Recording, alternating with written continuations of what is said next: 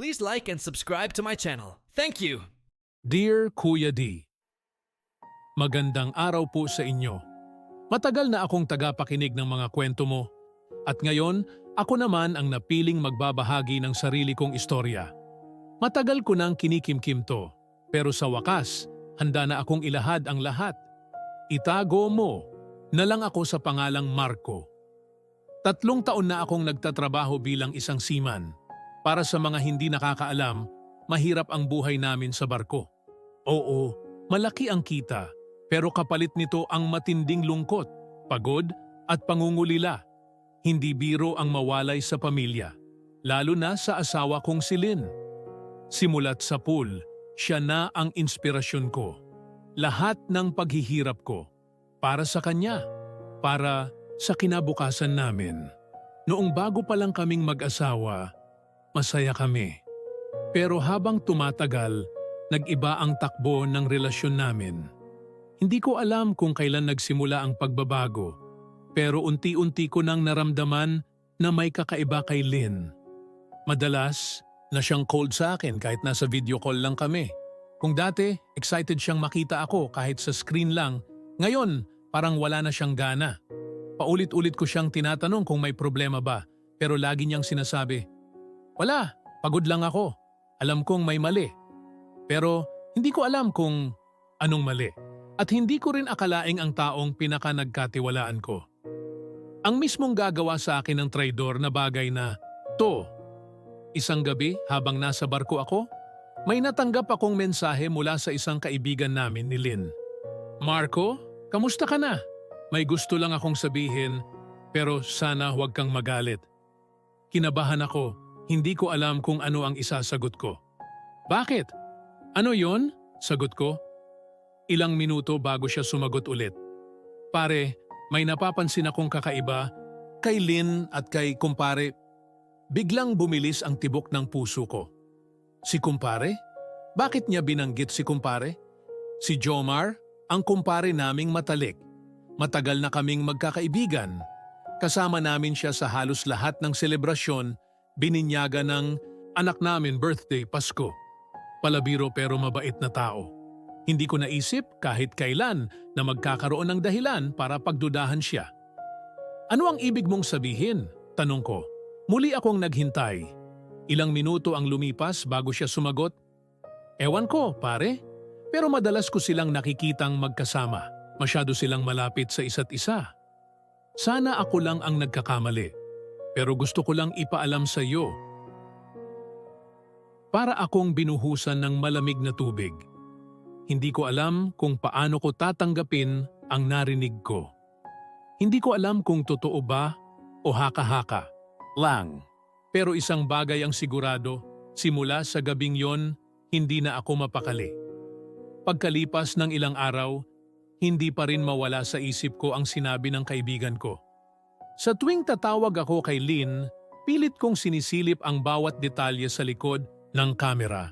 Kung nasa ang lugar siya, kung may naririnig ba akong ibang boses, kung may mga bagay na hindi tugma sa sinasabi niya. Pero tila mas naging maingat si Lynn. Walang palatandaan na may nangyayari sa likod ko. Hindi ko rin maiwasang magtanong kay Jomar. Isang gabi, habang nasa biyahe ako, nag-message ako sa kanya. "Pare, musta na?" Mabilis siyang sumagot. "Ayos naman, pare. Ikaw? Balita sa laot?" "Eto, ganun pa rin. Nakakabaliw ang lungkot minsan. Buti na lang may video call," sagot ko. Tinatantya kung paano isisingit ang gusto kong itanong. "Oo nga, buti na lang may ganyan ngayon. Dati, puro sulat lang, di ba?" sagot niya. Pinakiramdaman ko ang tono niya. Wala akong nahagilap na kahit anong bahid ng kaba o pag-aalinlangan sa kanyang sagot. Pero hindi ako mapakali. Gusto ko nang malaman ang totoo. "Pare, madalas ka daw kasama ni Lynn," natagalan bago siya sumagot. "Ha? Minsan lang naman. Magkababata kami, di ba? Tsaka andyan naman ang pamilya mo, hindi mo kailangang mag-alala." Isang sagot na parang normal lang, pero bakit pakiramdam ko may hindi tama? Habang lumilipas ang mga araw, mas lalong bumibigat ang dibdib ko. Ang mga pangungusap ni Jomar, kahit gaano kasimple, ay paulit-ulit na umaalingaw-ngaw sa isip ko. Minsan lang, magkababata lang, hindi kailangang mag-alala. Pero paano kung dapat talaga akong mag-alala? Minsan, sumasagi sa isip ko na baka nagiging paranoid lang ako. Pero paano kung tama ang hinala ko? Paano kung habang nagpapakahirap ako sa laot, may iba nang nagpapakasarap sa asawa ko? Isang gabi, napagdesisyonan kong tawagan si Lynn. Hindi sa messenger, kundi sa mismong tawag sa cellphone. Gusto kong marinig ang reaksyon niya, ang tono ng boses niya. Nagring ang telepono. Hello, Han? Mahina ang boses niya, parang galing sa bulong. Han, anong ginagawa mo? Bakit parang hinahabol mo hininga mo? Tanong ko agad, sandaling katahimikan. Ha? Wala. Galing lang akong CR, sagot niya. Pero may kung anong tunog sa background na parang may bumagsak. Anong tunog yon? Wala. Nadulas lang ako. Masyado ng maraming wala. Wala raw problema. Wala raw dapat ipag-alala. Wala raw tunog. Pero ang pakiramdam ko, parang napapalibutan na ako ng kasinungalingan. Hindi ako nakatiis. Isang bagay na lang ang naisip kong gawin. Pagkatapos ng tawag na yon kay Lynn, hindi na ako mapakali. Alam kong may tinatago siya. Hindi ko man makita o mahuli ng harapan, pero ramdam ko sa paraan ng pagsagot niya, sa mga pag-aalangan niya at sa tunog sa likod na tila may ibang tao roon. Kailangan kong umuwi. Kailangan kong malaman ang totoo, pero hindi ganon kadali ang bumalik. Nasa gitna pa ako ng kontrata ko sa barko. Hindi basta-basta makakauwi nang walang matibay na dahilan. Pero hindi ako papayag na patuloy akong lokohin. Kailangan kong maghanap ng paraan. Nagdesisyon akong humingi ng emergency leave. Sinabi ko sa opisina na may biglang emergency sa pamilya ko. Alam kong mahirap silang kumbinsihin, pero wala akong pakialam. Kailangan kong umalis sa lalong madaling panahon. Habang naghihintay ng tugon mula sa opisina, nagpatuloy ang pangungulit ko kay Lynn. Paulit-ulit kong tinatanong kung may problema ba siya, kung may dapat ba akong malaman, pero pareho pa rin ang sagot niya. Wala raw at masyado ko lang daw siyang inistress. Hanggang sa isang gabi, nakatanggap ako ng mensahe mula sa isang di kilalang numero. Marco, gusto mo bang malaman? Ang totoo, bumalik ka bago mahuli ang lahat. Para akong tinamaan ng kidlat. Sino to? Ano ang ibig sabihin ng mensaheng ito? Nang sinubukan kong sagutin ang numero, hindi na ito sumasagot. Lalong tumindi ang kaba ko. Lahat ng hinala ko, tila unti-unting nagkakatotoo. Kailangan ko nang umuwi. Hindi ko sinabi kay Lynn na pauwi na ako. Ayokong bigyan siya ng pagkakataong maghanda o magtago ng ebidensya kung sakaling may tinatago nga siya. Nagplano akong bigla na lang sumulpot sa bahay namin, gusto kong mahuli siya sa akto. Matapos ang 2 linggong proseso, nakuha ko rin ang emergency leave ko. Nakatuntong ako sa lupa nang hindi ko alam kung ano ang mararamdaman ko. Galit, kaba, takot. Pero isa lang ang sigurado, kailangan kong malaman ang katotohanan. Pagdating ko sa Pilipinas, hindi muna ako dumiretso sa bahay namin. Dumaan muna ako sa isang kaibigang matagal ko nang hindi nakikita, si Ed. Siya rin ang nagbigay ng babala sa akin tungkol kina Lynn at Jomar. Pagkakita niya sa akin, agad siyang sumalubong. Pare, buti bumalik ka. Pero sigurado ka ba sa gagawin mo? Wala na akong ibang pagpipilian, Ed, sagot ko. Kailangan kong malaman ang totoo. Inalok niya akong magpahinga muna, pero hindi ako pumayag. Gusto kong matapos agad to. Hating gabi, nang makarating ako sa tapat ng bahay namin.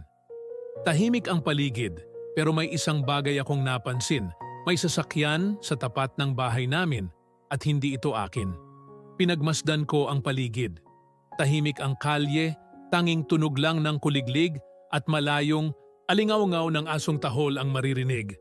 Ang ilaw mula sa poste ay bahagyang lumalabo, tila nagdadagdag sa bigat ng nararamdaman ko.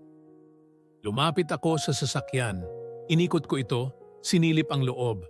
May mga gamit sa likod, isang jacket na hindi ko kailanman nakita sa bahay namin, isang pares ng sapatos na pamilyar ngunit hindi akin. Nanginginig ang kamay ko nang hawakan ko ang pinto.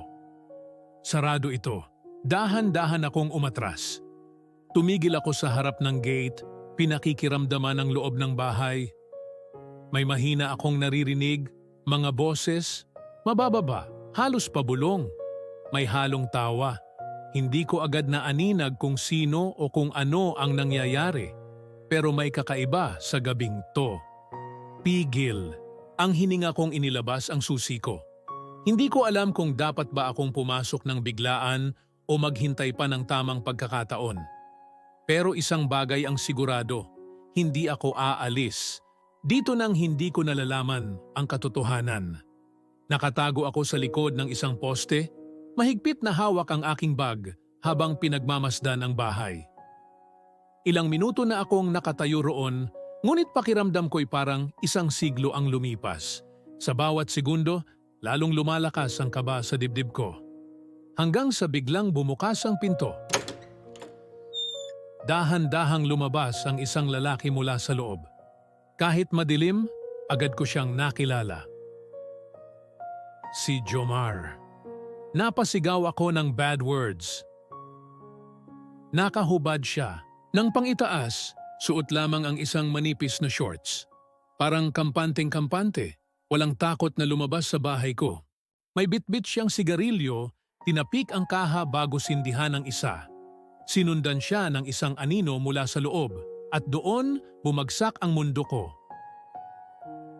Si Lynn, nakasuot lang ng manipis na robe, ang buhok niya'y magulo, parang bagong gising. Lumapit siya kay Jomar, saka inilapat ang kamay sa kanyang dibdib. "Ang sweet mo kanina, love," bulong ni Lynn. Malambing na hinaplos ang braso ng kumpare ko. Natawa si Jomar, saka yumakap kay Lynn. "Ano? Dito na muna ako matutulog? Hindi ako makagalaw sa narinig ko?" Para akong napako sa kinatatayuan ko.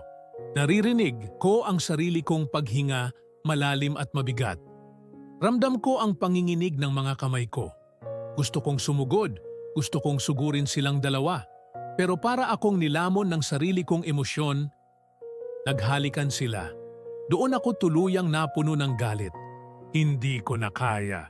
Hindi ko kayang panoorin to nang hindi gumawa ng aksyon. Mabilis akong lumapit, walang ingay.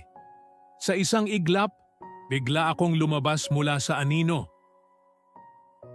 "Ang saya niyo, malamig kong sabi. Napabalikwas si Lynn. Mabilis na umatras. Nanlaki ang mga mata niya nang makita ako. Si Jomar naman parang natuyuan ng dugo sa mukha. Ang sigarilyo niya'y nahulog mula sa kamay niya. Marco, pautal na sabi ni Lynn. "Bakit, Lynn?" Tanong ko, hindi ko na kayang pigilan ang panginginig ng boses ko. "Ano to?" Napatingin si Lynn kay Jomar, parang naghahanap ng isasagot. Pero kita sa mata niya, wala na siyang palusot. "Pare, hindi mo naiintindihan," simula ni Jomar, pero hindi ko na siya pinatapos. Mabilis kong sinuntok si Jomar sa mukha. Isang malakas na suntok na nagpatumba sa kanya. Napahiyaw si Lynn. "Marco, tama na." Pero hindi ako tumigil. Sinunggaban ko, ulit si Jomar. Itinulak siya hanggang sa bumagsak siya sa pader. Gigil na gigil ako, ang dugo ko'y kumukulo. Hinawakan ko ang kuwelyo ng damit niya, pilit siyang pinatitindig. "Ilang beses mo akong niloko, ha?" Sigaw ko sa kanya. Pilit siyang nagpumiglas, pero ako ang mas malakas.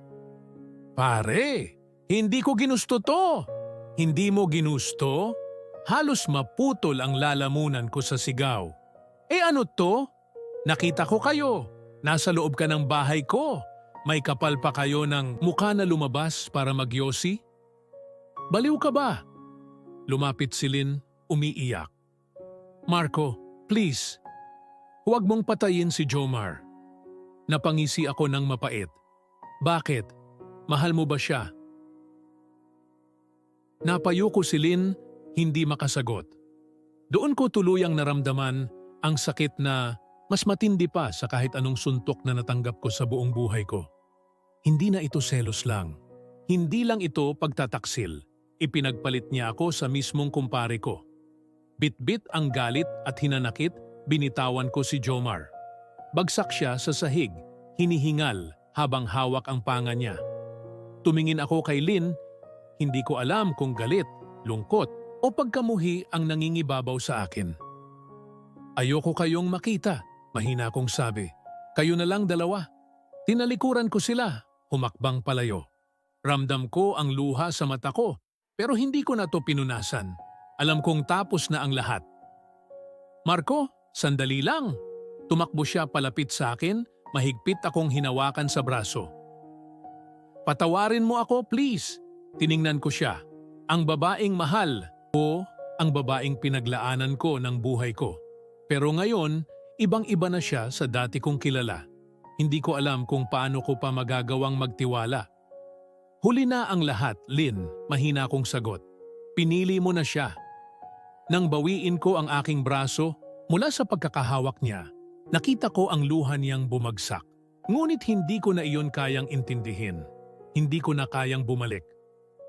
Sa pagtalikod ko, alam kong hindi lang bahay namin ang iiwanan ko, pati ang buhay na dati kong inakala na magiging panghabang buhay. Hindi ko na muling nilingon si Lynn at si Jomar. Pilit kong itinuon ang aking mga mata sa madilim na daan sa harapan ko. Kahit pa alam kong hindi madali ang tatahakin ko mula ngayon, ramdam ko ang bigat ng bawat hakbang, parang may nakasabit na tanikala sa mga paa ko. Pero mas mabigat ang sugat sa puso ko. Pumara ako ng taxi at sa loob nito, hindi ko na napigilan ang pag-agos ng luha ko. Hindi ako iyakin, pero sa gabing ito, hindi ko na kayang magpanggap na matibay pa ako. Niloko ako ng asawa ko. Ipinagpalit niya ako sa mismong kumpare kong itinuring kong kapatid. Napapikit ako at huminga ng malalim. Kailangan kong lumayo. Kailangan kong magsimula ulit. Boss, saan tayo? Tanong ng driver, lumingon siya sa akin sa rearview mirror. Saglit akong natahimik, iniisip kung saan nga ba ako pupunta. Wala akong matutuluyan sa Maynila at wala rin akong lakas ng loob na bumalik sa probinsya namin, dala ang kahihiyan. Sa wakas, nagdesisyon ako. Sa pier, boss. Nakita ko ang saglit na pag-aalinlangan sa mukha ng driver pero hindi na siya nagtanong. Marahil ay sanay na siyang maghatid ng mga taong tulad ko. Mga gustong lumayo sa mga problema nila. Habang binabaybay namin ang lansangan, hindi ko maiwasang bumalik sa mga alaala. Ang mga matatamis na sandali naming mag-asawa, ang masasayang pagtitipon kasama si Jomar. Ang lahat ng ipinundar ko para sa aming dalawa ni Lynn. Isang iglap, lahat ng iyon nawala. Pero hindi ako ang tipo ng taong magpapatalo. Pagsapit ko sa pier, agad akong nagtungo sa opisina ng kumpanya ko sa barko. Kilala nila ako? Alam nilang hindi pa ako dapat bumalik sa duty. Pero sa tingin ko, maiintindihan nila kung bakit ako nagmamadaling umalis. Marco, hindi ba masyado pang maaga para sa biyahe mo? Bungad ni Chief Officer Ramirez, isang veteranong opisyal na dati ko nang kasama sa laot. Chief, kailangan ko nang umalis, diretsong sagot ko. Kahit anong available na deployment, kukunin ko. Napakamot siya ng ulo, alam niyang may mabigat na dahilan ang bigla kong desisyon. May isang oil tanker na aalis sa loob ng 3 araw. Kailangan ng isang experienced na seaman sa crew. Gusto mo? Hindi na ako nagdalawang isip. Sige, Chief, kahit ngayon pa. Napatango siya, saka kinuha ang mga papeles. Ayusin natin to, pero sigurado ka ba? Mukhang hindi mo pinag-isipan ng mabuti. Napangiti ako ng mapait. Chief, minsan hindi mo na kailangang pag-isipan ang paglayo. Kailangan mo na lang gawin. Sa sumunod na 3 araw, inasikaso ko ang mga dokumento ko at siniguradong maayos ang lahat para sa mahabang biyahe. Hindi ko na kinausap si Lynn. Hindi ko na rin hinintay ang tawag niya. Alam kong sa oras na umalis ako ng bansa, tuluyan na kaming magiging estranghero sa isa't isa. Hanggang sa dumating ang araw ng pag-alis. Sa huling pagkakataon, tumayo ako sa pantalan. Pinagmamasdan ang lumang tanawin ng Maynila. Ang ingay ng lungsod, ang amoy ng dagat, ang liwanag ng mga poste. Lahat ito pamilyar, pero ngayon wala nang kahulugan sa akin. Isang malalim na hinga, isang huling sulyap, at saka ako sumakay sa barko. Sa paglalayag ko, iniwan ko ang lahat ng sakit sa lupa. Ngunit ang tanong, kaya ko ba talagang kalimutan ang lahat? O dadalhin ko ang sugat na ito kahit sa gitna ng karagatan? Ang dagat ay malawak, tahimik, pero may lalim na hindi mo basta matanaw. Tulad ng pakiramdam ko ngayon, walang direksyon, hindi sigurado kung may babalikan pa. Sa unang gabi sa barko, nakatanaw ako sa karagatan. Tinatanong ang sarili kung kailan magsisimulang maghilom ang sugat na iniwan nila Lynn at Jomar. Hindi ako makatulog. Sa bawat hampas ng alon sa barko, parang binubulabog ang utak ko ng masakit na alaala. Hindi ko maiwasang mag-isip, nasan na kaya sila ngayon? Masaya kaya sila? O baka naman, nag-aalala rin si Lynn kung anong nangyari sa akin? Marco, ayos ka lang? Tanong ni Lito, isa sa mga dating kasama ko sa barko. Lumapit siya sa akin, may dalang isang tasa ng mainit na kape. Tiningnan ko siya saglit bago tumango.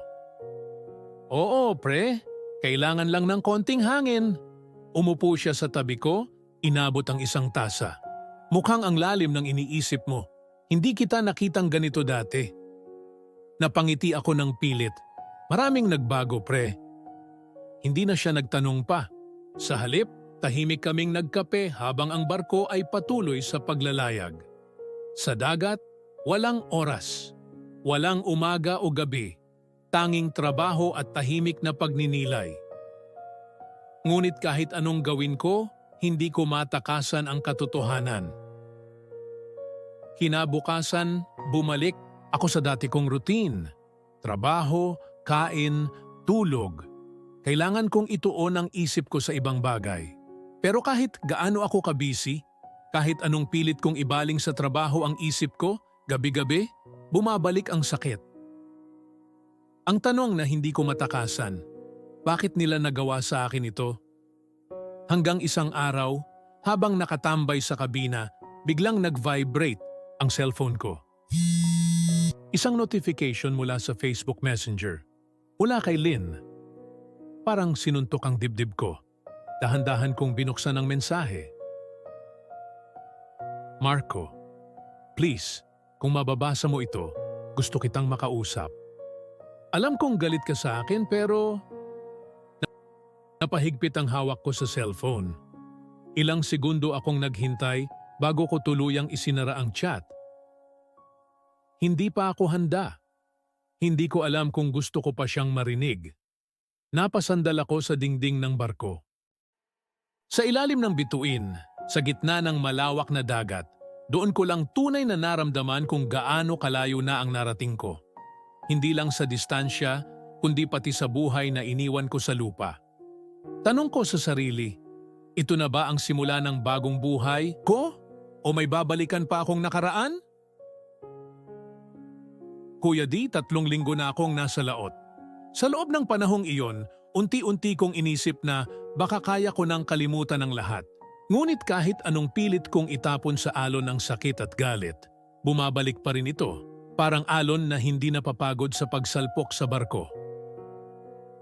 Isang gabi, habang naka-duty ako sa deck, muli kong binuksan ang cellphone ko. Alam kong may signal lang, ito kapag malapit kami sa isang port. May ilan pang mensahe si Lynn, pero hindi ko pa rin ito binabasa. Hanggang sa isang chat ang tumambad sa akin mula kay Jomar. Pre, kung mababasa mo ito, gusto kitang makausap. Hindi mo pa alam ang lahat.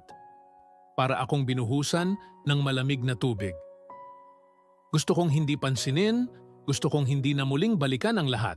Pero parang may bumubulong sa akin na may kailangan pa akong malaman. Hindi ko alam kung anong pumasok sa isip ko, pero sinagot ko ang tawag niya. Nanginginig ang kamay ko habang hinihintay na magsalita siya. Marco, pre, hindi mo naiintindihan. Mahina ang boses niya, parang may lungkot at kaba. Wala akong dapat intindihin, Jomar. Sagot ko ng matigas. Alam ko na ang lahat. Niloko niyo ako. Ano pang gusto mong sabihin? May ilang segundo siyang hindi sumagot. Naririnig ko ang mabigat niyang paghinga sa kabilang linya. Totoo, may nangyari sa amin ni Lynn. Amin niya sa wakas. Pero, Marco, hindi ko sinasadya. Hindi mo alam ang totoong dahilan. Napapikit ako sa sobrang galit. Anong hindi mo sinasadya? Alam mong asawa ko siya, Jomar. Tahimik siya. Hanggang sa wakas, bumulong siya ng isang bagay na hindi ko inaasahan. Marco, may anak ka kay Lynn. Para akong sinuntok sa sikmura. Napakapit ako sa bakal na railing ng barko. Pakiramdam ko ay bigla akong nawalan ng lakas. Anong sinabi mo? Paanas kong tanong.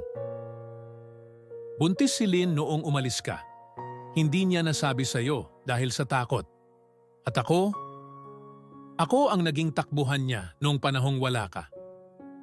Hindi ko alam kung anong mas masakit, ang katotohanang niloko nila ako o ang katotohanang may anak ako at hindi ko ito nalaman.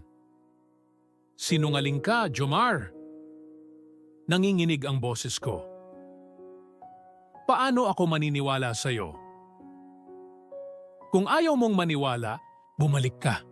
Tingnan mo ang anak mo, Marco. Napatingin ako sa malawak na dagat, sa kadilimang walang katapusan.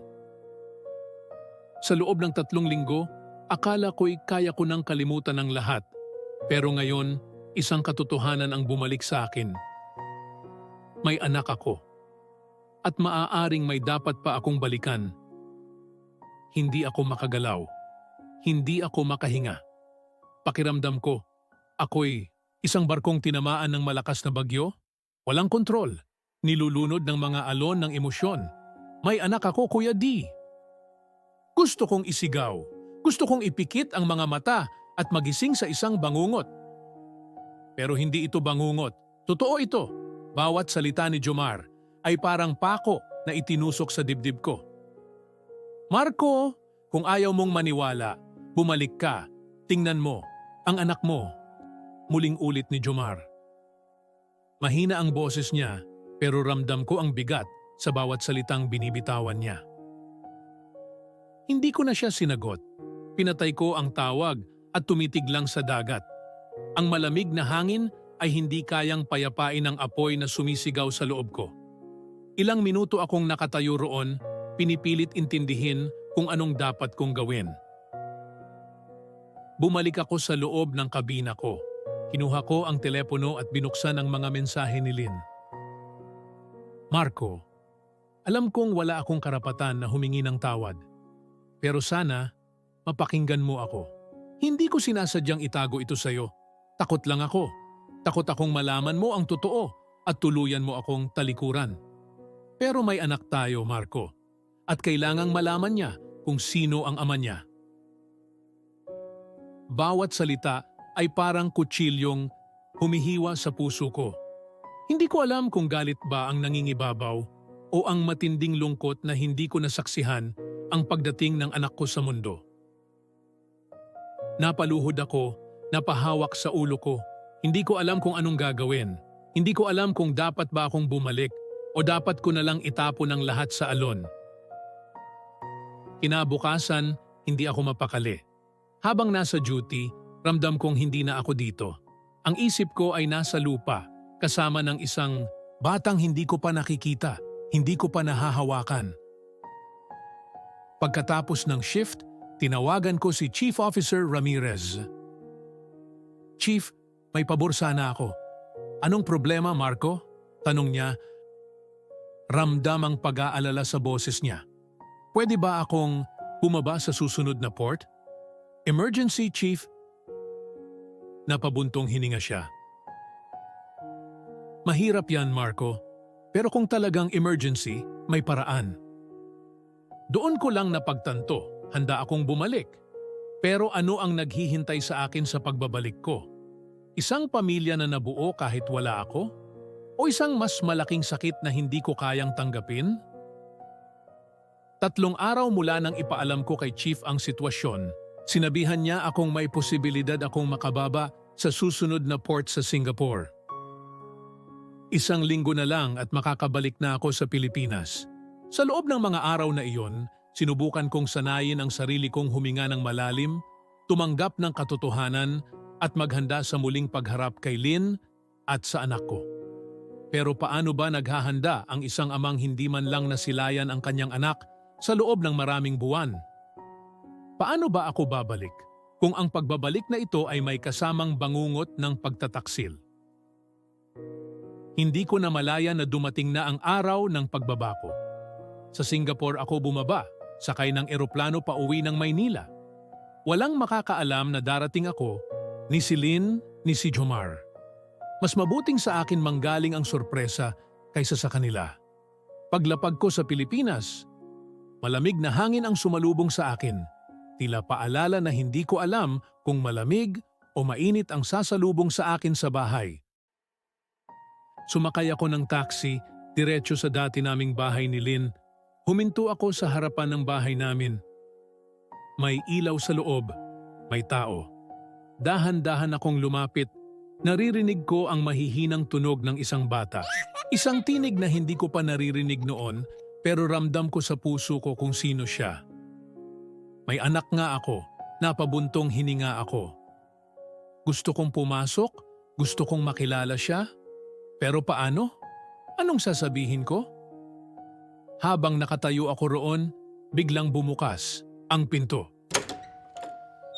Si Lynn, nagtagpo ang aming mga mata. Nanlaki ang kanyang mga mata, hindi makapaniwala. Tumulo ang luha niya. Marco? Wala akong nasabi. Tiningnan ko lang siya. Pagkatapos ay iniangat ko ang paningin ko sa loob ng bahay. At doon ko siya nakita. Isang maliit na batang lalaki. Mga 1 taong gulang, mahigpit na yakap-yakap ang isang laruan. Ang anak ko. Hindi ko alam kung paano ako gagalaw. Hindi ko alam kung paano ako magsisimula. Pero isang bagay ang sigurado. Narito na ako at hindi ko na hahayaang mawala pa ang dapat ay akin. Nanatili akong nakatayo sa harap ng pintuan, tila isang estranghero sa sarili kong tahanan. Si Lynn ay hindi makagalaw, hindi makapagsalita. Sa loob ng ilang segundo, tahimik kaming nagtititigan. Ngunit sa kanyang mga mata, nakita ko ang pagsisisi, takot at pangamba. Sa wakas, siya ang unang bumasag ng katahimikan. Marco, akala ko hindi ka nababalik. Huminga ako ng malalim. Kailangan kong bumalik. Kailangan kong malaman ang totoo. Napatingin siya sa loob ng bahay at sumunod ang paningin ko. Ang bata, ang anak ko, ay tahimik na nakaupo sa sahig, may hawak na laruan. Hindi niya ako kilala. Hindi niya alam kung sino ako. Pwede ba akong pumasok? Tanong ko kay Lynn at marahan siyang tumango. Pumasok ako sa loob at agad akong sinalubong ng halimuyak ng tahanang matagal kong iniwan. May mga pagbabagong hindi ko naabutan, may mga bagong kurtina, may laruan sa sahig, at may litrato ng bata sa dingding.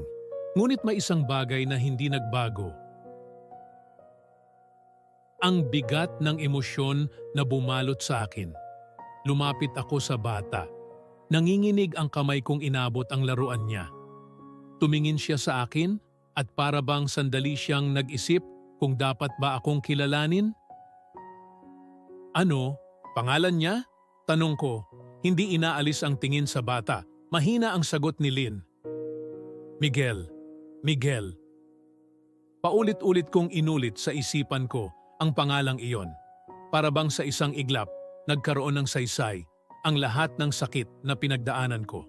Totoo ito. Hindi lang ito panaginip. May anak ako at narito siya sa harapan ko. Kamusta ka na, Miguel? Halos bulong kong tanong. Hindi ko alam kung tama ba ang ginagawa ko. Napatingin siya sa akin, bahagyang itinagilid ang ulo, tila nagtataka kung sino ako. Si Lynn ay lumapit, marahang hinaplos ang ulo ng bata. Miguel, anak, siya si Papa. Kahit ilang beses kong inisip kung paano ang magiging unang pagkikita namin, hindi ko inasahan ang sumunod na ginawa niya. Gumapang papalapit sa akin at walang pag-aalinlangang ngumuti sa akin. Para akong natunaw. Ang sakit, ang galit, ang pangungulila. Sa isang iglap, tila nawala ang lahat. Niyakap ko siya ng mahigpit at sa unang pagkakataon sa mahabang panahon, nakaramdam ako ng kapayapaan. Ngunit bago pa man ako tuluyang lumubog sa saya ng sandaling iyon, may mahina ngunit pamilyar na tinig akong narinig mula sa labas ng bahay. Lynn? Sino ang dumating? Nanigas si Lynn. Ang mukha niya ay tila nawalan ng kulay. Lumakas ang kabog ng dibdib ko. Dahan-dahan akong lumingon sa pinto. At doon, sa may pintuan, nakatayo si Jomar. Kuya D, tumigil ang mundo ko nang makita ko si Jomar sa may pintuan. Nakatayo siya roon, nakakunot ang noo, halatang naguguluhan sa presensya ko. Sa loob ng ilang segundo, nagtagpo ang aming mga mata. Isang tingin na puno ng hindi masabing salita. Siya ang taong pinakapinagkatiwalaan ko. Siya ang kumparing itinuring kong kapatid. Pero siya rin ang taong sumira sa pamilya ko. Nakita kong humigpit ang hawak ni Lynn kay Miguel. Para bang may kinatatakutan siyang mangyari. Pero hindi ako gagalaw ng padalos-dalos. Hindi ako pumunta rito para makipag-away. Pumunta ako para malaman ang totoo. Si Jomar ang unang nagsalita. Marco, hindi ko inakalang babalik ka agad. Dapat ba akong magpaalam muna sa'yo? Sagot ko ng matalim, hindi inaalis ang tingin sa kanya. Naglakad, siya papasok, unti-unting bumabagal ang bawat hakbang niya. Si Lynn ay nanatiling tahimik. Tila hindi alam kung paano ipapaliwanag ang sitwasyon. Ako naman, pilit kong pinipigilan ang sarili ko.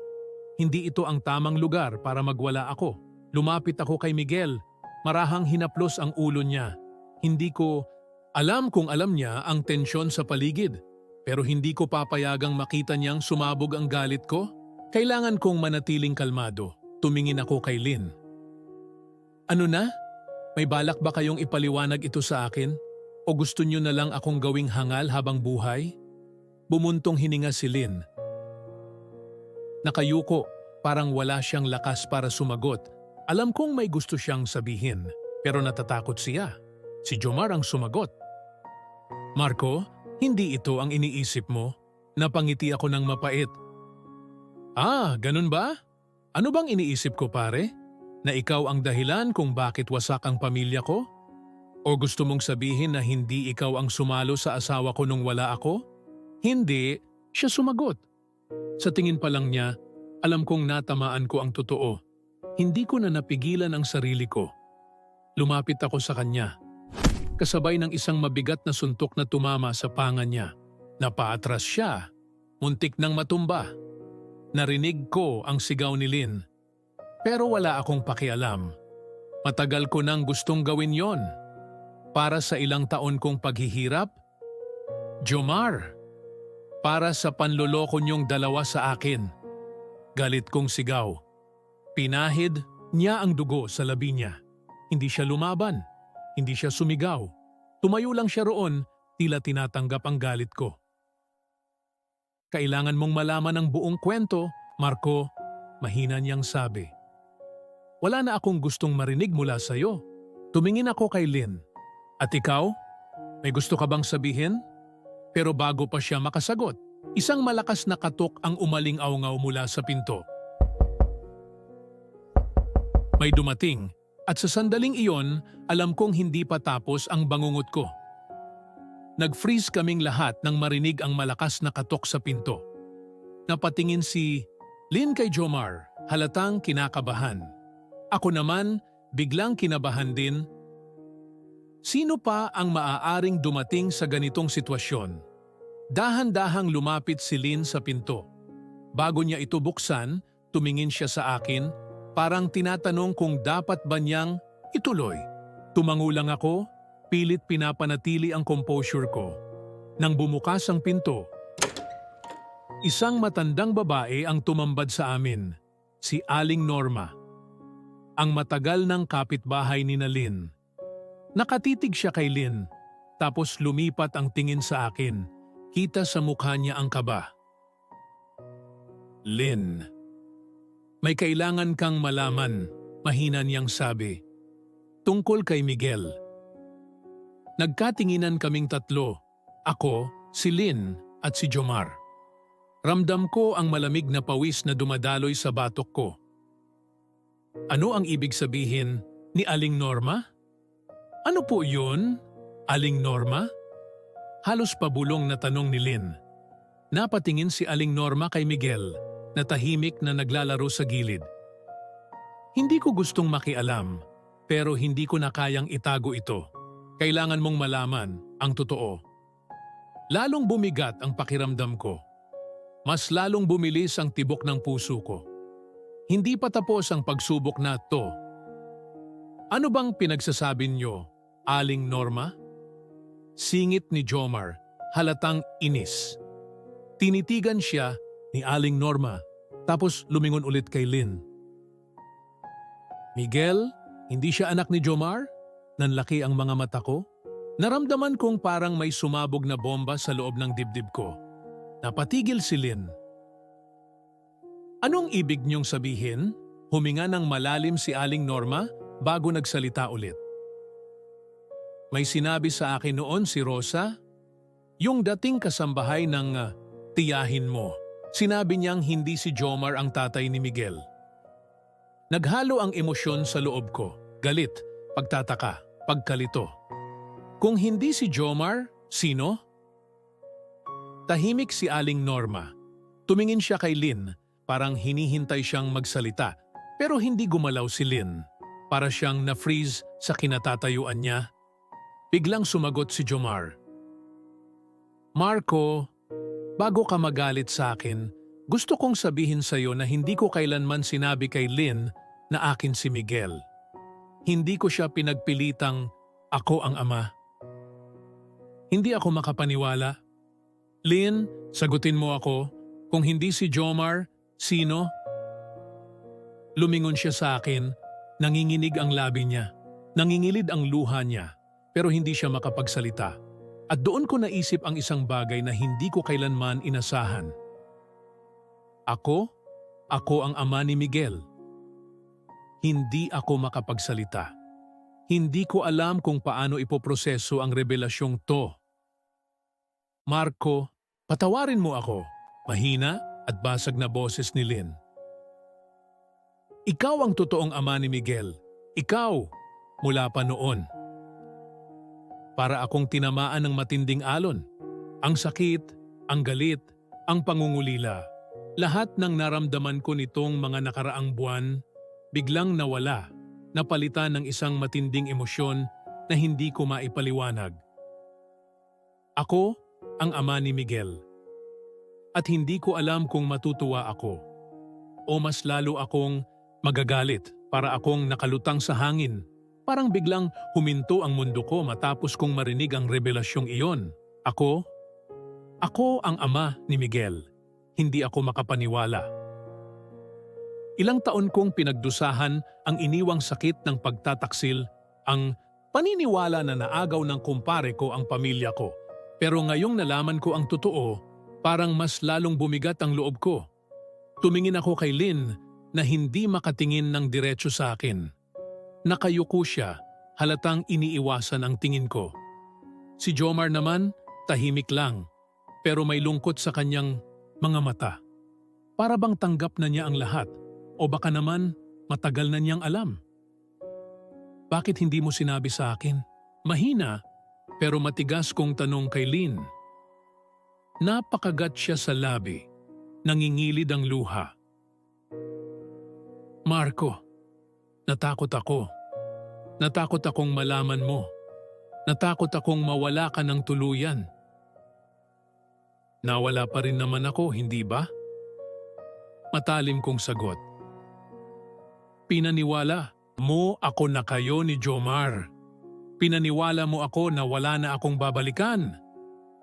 Huminga siya ng malalim, pilit pinipigil ang paghikbi. Sinubukan kong sabihin maraming beses, pero hindi ko magawa. Kasi noong umalis ka, galit ka. Parang hindi mo na ako kayang pakinggan. Pinisil ko ang sentido ko, pilit iniintindi ang lahat. At ikaw, Jomar, alam mo ba? Dahan-dahan siyang tumango. Hindi agad, pero nang lumaki si Miguel, napansin ko, kamukha mo siya. Mas lalo kong naisip noong nagkausap kami ni Lynn. Sinabi niya sa akin ang totoo. Pero hindi mo ako tinawagan? Hindi mo ako kinausap? Bumibigat ang boses ko. Hinayaan mong isipin kong ikaw ang ama? Anong gusto mong gawin ko, Marco? Napalakas na rin ang boses niya. Sinubukan kong itama ang lahat, pero wala akong karapatan. At higit sa lahat, wala ka rito. Nagpanting ang tenga ko. Dahil pinalayas niyo ako sa sarili kong buhay. Marco, hindi totoo yan. Sigaw ni Lynn, luhaan na. Ikaw ang lumayo. Ikaw ang hindi nakinig. Hindi mo ako binigyan ng pagkakataong ipaliwanag ang lahat. Bumuntong hininga ako, pinipigilan ang sarili kong sumabog. Alam kong may bahaging tama siya, pero masyado nang malalim ang sugat. Masyado nang maraming taon ang nawala. Naglakad ako papunta kay Miguel, na ngayon ay tahimik na nakaupo sa gilid. Inabot ko ang kanyang maliit na kamay at hinawakan ito. Hindi niya alam ang nangyayari, pero ramdam kong alam niyang may mali. Anak, bulong ko. Humiti siya sa akin, inosente.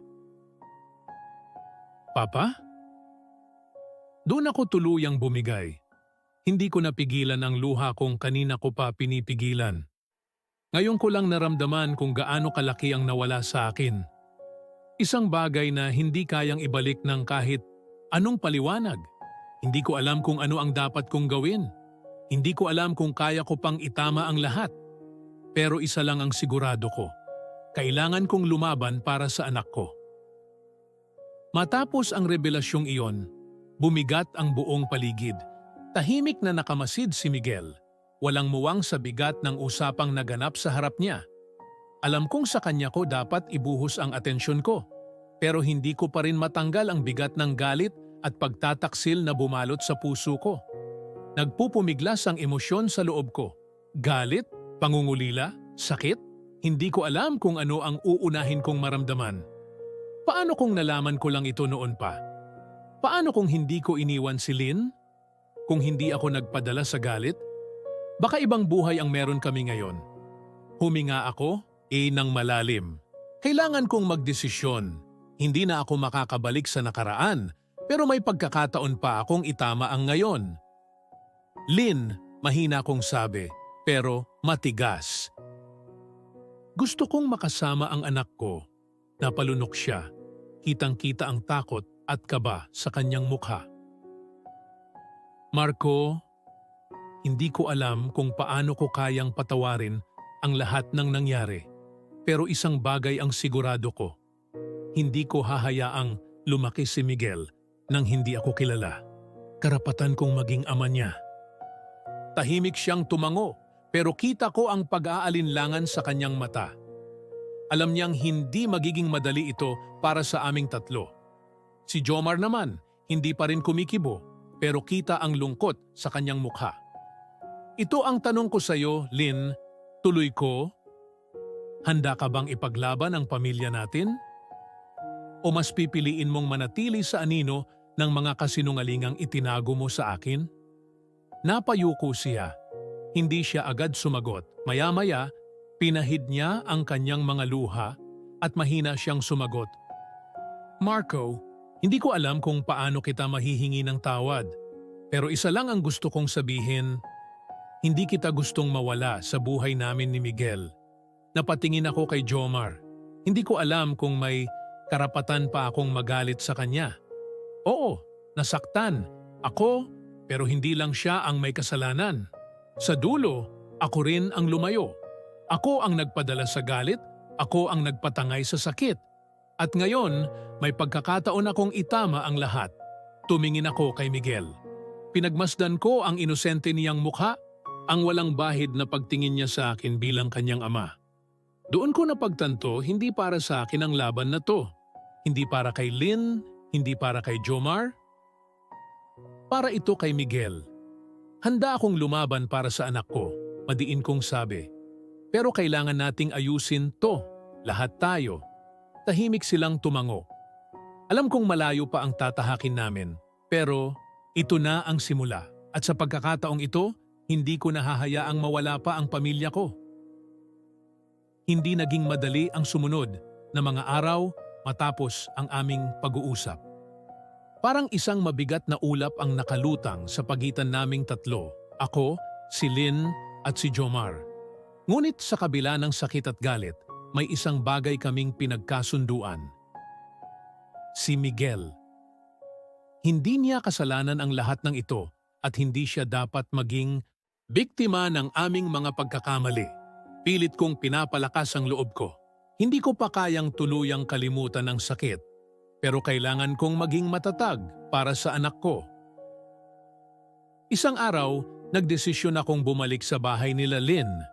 Hindi bilang asawa, hindi bilang isang dating minahal, kundi bilang isang ama na nais bumawi sa kanyang anak. Pagbukas ng pinto, sinalubong ako ng isang pamilyar na tanawin. Si Miguel, nakaupo sa sahig at naglalaro ng kanyang mga laruan. Nang makita niya ako, kumislap ang kanyang mga mata at agad siyang tumakbo papalapit. Papa. Para akong natunaw sa kanyang tinig. Ilang taon kong hinangad marinig iyon at ngayon, ito na ang realidad ko. Lumuhod ako at niyakap siya ng mahigpit. Pilit itinatago ang luhang gustong kumawala. Huwag mo na akong iiwan, ha? Tanong niya sa inosenteng tinig. Napatingin ako kay Lynn na nakatayo malapit sa hagdan. Kita sa kanyang mukha ang lungkot, ngunit may bahagyang pag-asa. Hindi na ako lumingon kay Jomar. Hindi ko alam kung kaya ko nang harapin siya nang walang bahid ng sama ng loob. Hindi na, anak, mahina kong sagot. Nandito na si Papa. At sa pagkakataong iyon, alam kong iyon ang unang hakbang sa mahaba at masalimuot naming paglalakbay. Akala ko madali lang ang pagbabalik sa buhay ni Miguel, pero sa bawat araw na lumilipas, mas lalo kong nararamdaman kung gaano kahirap itama ang isang sirang pamilya. Nagsimula akong dumalaw kay Miguel tuwing hapon. Kasama kong binubuo ang kanyang mga laruan, tinuturuan siyang magsulat, at pinapanood siyang matulog. Sa kabila ng saya ng mga sandaling iyon, may isang bagay na hindi ko matanggal sa isipan ko. Si Lynn at si Jomar. Minsan, habang nasa sala ako, dumaan si Jomar at hindi sinasadyang nagtama ang aming mga mata. May kung anong mabigat sa pagitan namin, isang katahimikang punong-puno ng hindi nasabi. Lumapit siya sa akin, tila may gustong sabihin. Marco, mahina niyang bungad. Salamat sa pagbabalik. Hindi ako sumagot agad. Alam kong totoo. Ang sinasabi niya pero hindi ibig sabihin noon na nawala na ang sakit. Hindi ko ito ginagawa para sa inyo, malamig kong sagot. Para ito kay Miguel. Tumango siya at kahit hindi ko man gusto, nakita ko ang lungkot sa kanyang mga mata. Hindi ko alam kung dapat ba akong matuwa na ramdam niya ang bigat ng lahat o dapat ba akong magalit dahil pakiramdam ko, huli na ang lahat. Maya-maya, dumaan si Lynn, May dalang gatas para kay Miguel. Tumigil siya sandali nang makita kaming nag-uusap pero hindi nagsalita. Gabi na, sabi ko. Dapat akong umalis. Sasamahan pa kita sa labas, alok ni Lynn. Pero umiling ako. Wag na, hindi ko kailangan. Bumuntong hininga siya. Marco, alam kong mahirap. Pero sana, dumating ang araw na mapatawad mo kami. Hindi ako sumagot. Ang alam ko lang, may sugat na hindi basta-basta naghihilom. At kung kailan yun gagaling, hindi ko pa alam. Kuya D, lumipas ang mga linggo, pero hindi pa rin nagbabago ang bigat sa dibdib ko. Kahit na patuloy kong dinadalaw si Miguel, kahit na sinusubukan kong maging isang mabuting ama, may isang bahagi ng puso ko na hindi pa rin matanggap ang lahat. Isang gabi, habang naglalakad ako pauwi mula kina Lynn, hindi ko mapigilang balik-balikan ang nakaraan, mga alaala ng saya, ng pag-ibig at ng pagtitiwalang nasira. Ang masakit pa, hindi ko alam kung kailan ko kayang isuko ang galit na matagal kong kinimkim. Nang sumunod na araw, maaga akong bumalik para sunduin si Miguel. Isang linggo ko siyang isinama sa bahay ng mga magulang ko para magkaroon kami ng oras na kaming dalawa lang. Sa una, parang wala lang sa kanya. Masaya siyang naglalaro, tuwang-tuwa sa bagong kwarto niya. Pero isang gabi, habang pinapatulog ko siya, may tinanong siya na tila ba tumusok sa puso ko. Papa, bakit hindi na kayo magkasama ni Mama? Natigilan ako. Hindi ko alam kung paano ipapaliwanag sa isang bata ang masalimuot na kasaysayan naming tatlo. Hindi ko kayang sabihin sa kanya ang sakit at galit. Hindi ko kayang ipasa sa kanya ang bigat ng pinagdaanan ko. May mga bagay, anak, na mahirap ayusin, maingat kong sagot. Pero kahit hindi na kami magkasama ng mama mo, mahal na mahal kita. Tila kontento naman siya sa sagot ko. Pero ramdam ko ang lungkot sa kanyang mga mata bago siya pumikit. Habang pinagmamasdan ko siyang natutulog, naisip ko, hanggang kailan ko ipagkakait ang kapatawaran? Hanggang kailan ko hahayaan ang sugat na ito na manatili? Hindi ko pa alam ang sagot. Pero isang bagay ang sigurado ako. Kailangan kong harapin ito. Hindi lang para sa akin, kundi para kay Miguel. Makalipas ang isang linggo, nagdesisyon akong bumalik kina Lynn upang kausapin siya ng masinsinan. Alam kong hindi ko maaaring ipagpaliban ang pagharap sa katotohanan, lalo na kung gusto kong magkaroon ng malinaw na hinaharap kasama si Miguel. Habang nasa harap ako ng pinto, pinilit kong pakalmahin ang sarili ko. Kumatok ako at agad namang binuksan ni Lynn. Napansin ko ang pag-aalalang bumalot sa kanyang mukha. Hindi ko alam kung natatakot siya sa maaaring mangyari sa pag-uusap naming ito o kung may iba pa siyang itinatago. Marco, hindi ko inaasahan ang pagdating mo, mahina niyang sabi. Pwede ba tayong mag-usap? Sagot ko, diretso, sa punto. Tumango siya at tinawag si Jomar. Sa totoo lang, hindi ko alam kung kaya ko pang makipag-usap ng maayos sa kanya. Pero kailangan kong subukan. Nang makaupo kaming tatlo sa sala, nagsimula akong magsalita. Hindi ko na gustong palawigin pa ang sama ng loob. Alam kong tapos na ang lahat, pero hindi ibig sabihin noon na nawala na ang sakit. Napayo ko si Jomar, halatang may pagsisisi pa rin sa kanyang mga mata. Si Lynn naman ay mahigpit na nakahawak sa kanyang mga kamay, halatang kinakabahan. Marco, mahinang tugon ni Lynn. Hindi ko inaasahan na darating ang araw na mag-uusap tayo ng ganito. Alam kong nasaktan kita, pero gusto ko lang malaman mo na hindi ko pinagsisihan na dumating ka sa buhay namin. Napatingin ako sa kanya. Ramdam ko ang katotohanan sa kanyang mga salita, pero hindi ko alam kung kaya ko nang maniwala ng buo. Hindi ko alam kung kailan ako matututo ulit magtiwala, sagot ko. Pero ang alam ko, hindi ko gustong lumaki si Miguel na may galit ako sa puso ko. Tahimik silang nakinig. Alam kong hindi ito magiging madali. Pero ang mahalaga, nagawa ko ang unang hakbang, ang pagharap sa kanila nang hindi dinadala ang bigat ng nakaraan. Sa mga susunod na araw, marami pa akong kailangang ayusin sa sarili ko. Pero sa pagkakataong ito, alam kong hindi na ako magpapadala sa galit. Ito na ang simula ng bagong yugto. Kuya D, lumipas ang mga buwan at unti-unti kong natutunang mabuhay nang hindi binibitbit ang bigat ng nakaraan. Hindi ito madaling proseso, may mga gabing nagbabalik ang sakit, may mga umagang nagigising akong puno ng tanong. Pero sa kabila ng lahat, pinili kong magpatuloy.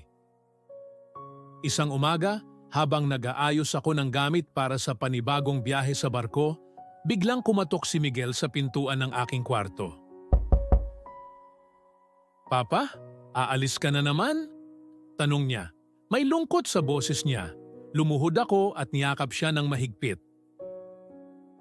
"Oo, anak. Pero tandaan mo, anuman ang mangyari, kahit gaano kalayo ako, mahal na mahal kita." Hinawakan niya ang mukha ko at ngumiti ng bahagya. "Alam ko po, pero sana pagbalik mo, mas madalas ka na rito." Napangiti ako. "Pangako, anak?" Habang papalayo ako sa bahay ni Lynn, naramdaman kong may pagbabago na sa akin. Wala na ang dating galit na nagpapabigat sa puso ko. Hindi ko man kayang burahin ang lahat ng sakit, natutunan kong bitawan ito para makapagpatuloy. Sa barko, habang nakatanaw ako sa malawak na dagat, naisip ko, hindi ko na kailangang habulin ang nakaraan. Ang mahalaga, natutunan kong patawarin hindi lang sina Lynn at Jomar, kundi pati ang sarili ko. Sa wakas, malaya na ako. Kuya D, natutunan kong hindi natin kontrolado ang lahat ng mangyayari sa ating buhay. Minsan, ang tiwala ay nasisira, ang puso ay nagdurusa at ang mga pangarap ay nagbabago. Pero hindi ito nangangahulugan na doon na nagtatapos ang lahat. Ang buhay ay hindi tungkol sa kung paano tayo nadapa, kundi kung paano tayo bumangon mula sa pagkakadapa. Sa kabila ng lahat, natutunan kong ang tunay na kalayaan ay hindi nakasalalay sa paghihiganti o sa paghahanap ng hustisya, kundi sa pagpapatawad at pagtanggap. Masakit man ang naging karanasan ko, Kuya D, pero naging daan naman ito para makita ko ang tunay na halaga ng pamilya, ng pagmamahal at ng sarili kong kapayapaan. Hindi ko man mababago ang nakaraan, pero kaya kong piliin ang mas magandang hinaharap. Lubos po akong nagpapasalamat sa inyo, Kuya D, at lalo sa inyo mga tagapakinig. Hanggang sa muli, paalam.